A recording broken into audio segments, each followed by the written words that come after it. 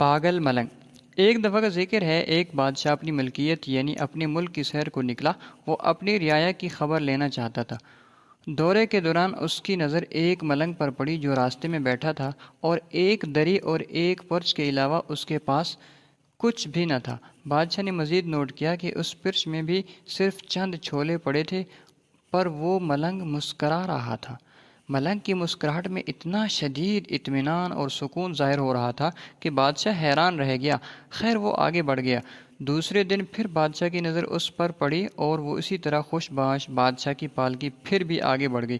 تیسرے دن جب بادشاہ کا گزر اس مقام سے ہوا اور پھر اس غریب کو مطمئن دیکھا، تو اب بادشاہ اس حد تک تجسس کا شکار ہوا کہ پالکی رکوا دی اور نیچے اتر کر اس درویش کے پاس چلا گیا۔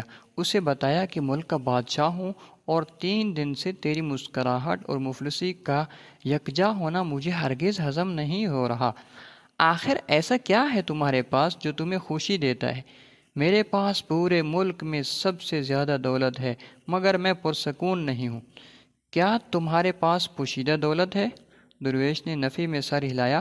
بادشاہ نے پوچھا کہ پھر کیا تمہارا خاندان ہے یا گھر والے جو تم سے نہایت رغبت رکھتے ہیں؟ درویش نے بولا، جی نہیں، میں بالکل تنہا ہوں، میرا کوئی نہیں، میرے پاس ان چھولوں کے سوا کھانے کو کچھ اور نہیں۔ بادشاہ بہت حیران ہوا اور آخری سوال کیا کہ پھر کیا تمہیں اللہ نے قابل فخر صحت سے نوازا ہے جو تم خوش رہتے ہو؟ ملنگ بولا، ہاں ہاں ہاں، ہرگز نہیں، میرے آدھے دانت ٹوٹ کر گر چکے ہیں اور ٹھنڈ سے میری ہڈیاں درد کرتی ہیں۔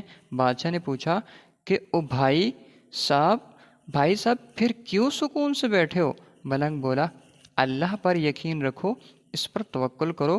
اس نے تمہیں جس حالات میں اور جس بھی مشکل میں ڈالا، وہ اس کا فیصلہ ہے۔